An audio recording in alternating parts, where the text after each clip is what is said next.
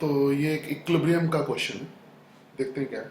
Estimate the magnitude of force F a person must apply to a wheelchair's main wheel to roll up over a sidewalk curb.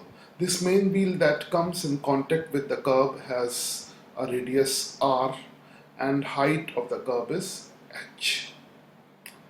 तो इसको निकालना है कि कितना force ये forward direction में लगाए कि व्हील चेयर ऊपर रोल अप हो जाए। कर्व जो कि यहाँ पे रियलिस्टिक सिचुएशन इस जगह दिखा रखी है और यहाँ पर उसका डायग्राम बना है। एच हाइट का जो कर्व है उसको क्रॉस कर दिया। ठीक है, सबसे पहली चीज, अगर फोर्स एफ नहीं लगेगा उस केस में नॉर्मल रिएक्शन सेंटर से पास होगा, मतलब सरफेस के परपेंडिकुलर। मगर फोर्स लग गया है तो अब नॉर्मल रिएक्शन सेंटर से पास नहीं होगा। अब क्या होगा, इन तीनों का जो सम है वो जीरो होगा। यानी अगर हम इसको दिखाएं, M G is in downward direction, ये vector M G downward direction में हो गया और एफ फॉरवर्ड डायरेक्शन में हो गया एंड आर इस डायरेक्शन में हो गया। तो ये आर की डायरेक्शन में, ठीक है। तो वी कैन से कि इन तीनों का सम जीरो होगा, यानी vector R plus M G plus F, M G plus F is equal to zero.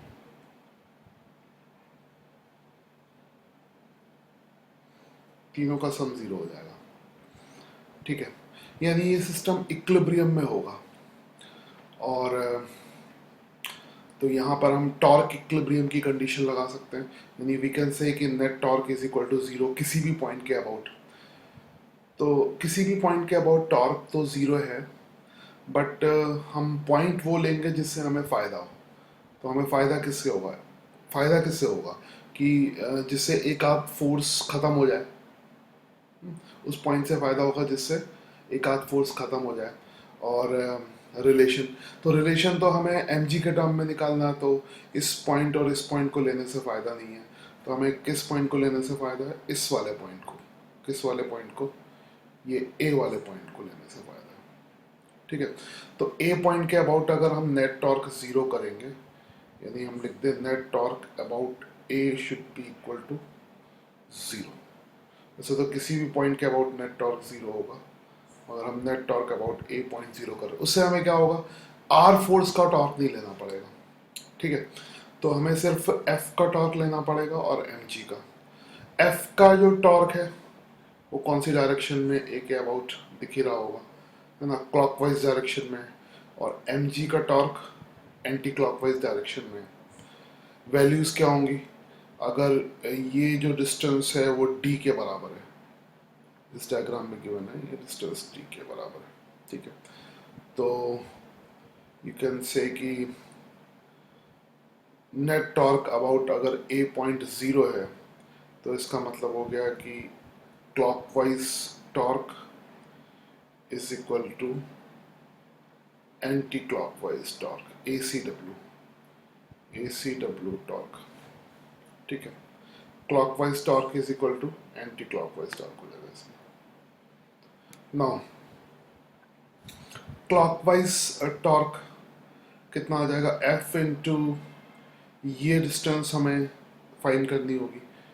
तो इस डायग्राम के हिसाब से एफ की डिस्टेंस ए पॉइंट से कितनी हो जाएगी, ये डिस्टेंस आर है, ये इसको तो दिखा दो, ये डिस्टेंस स्मॉल आर के बराबर है।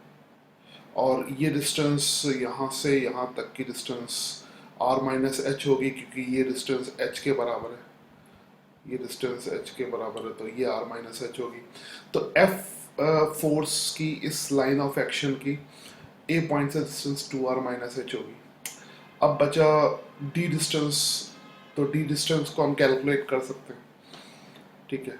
डी डिस्टेंस को हम अभी कैलकुलेट कर देंगे थोड़ी देर में, अभी तो डी के टर्म में। तो क्लॉकवाइज टॉर्क की वैल्यू किसके बराबर हो गई, that will be F into two R minus H, that is 2r minus h। ठीक है, उसके बाद एंटी क्लॉकवाइज टॉर्क की वैल्यू कितनी हो जाएगी, that is mg into D. ठीक है, तो इसका मतलब हो गया f की जो वैल्यू आ जाएगी that will B mg into D, mg into D divided by 2r minus h, 2r minus h। अब इसमें r और h तो ये तो गिवन टर्म्स में आता है, खाली d की वैल्यू निकालनी है, तो d की वैल्यू यहाँ से कैलकुलेट कर सकते हैं। तो d की वैल्यू क्या होगी, है ना, पाइथागोरस थ्योरम से निकाल सकते हैं। तो हम कह सकते हैं कि r square plus d square is equal to r square plus d square, and this distance is r minus h। तो ये हो जाएगा r माइनस h का स्क्वायर। यहाँ से d की वैल्यू आ गई under root of r minus h का स्क्वायर माइनस h का स्क्वायर माइनस r स्क्वायर। तो फाइनली फिर हम यहाँ पे d की वैल्यू पुट करने के बाद क्या हो जाएगा, mg इंटू डी की वैल्यू कितनी हो गई, वो पुट कर दो under root of r minus h का square minus r square and divided by 2r minus h। तो ये ग्रीन कलर से जो लिखा है वो फाइनल आंसर। तो f की वैल्यू यहाँ पे निकल गई।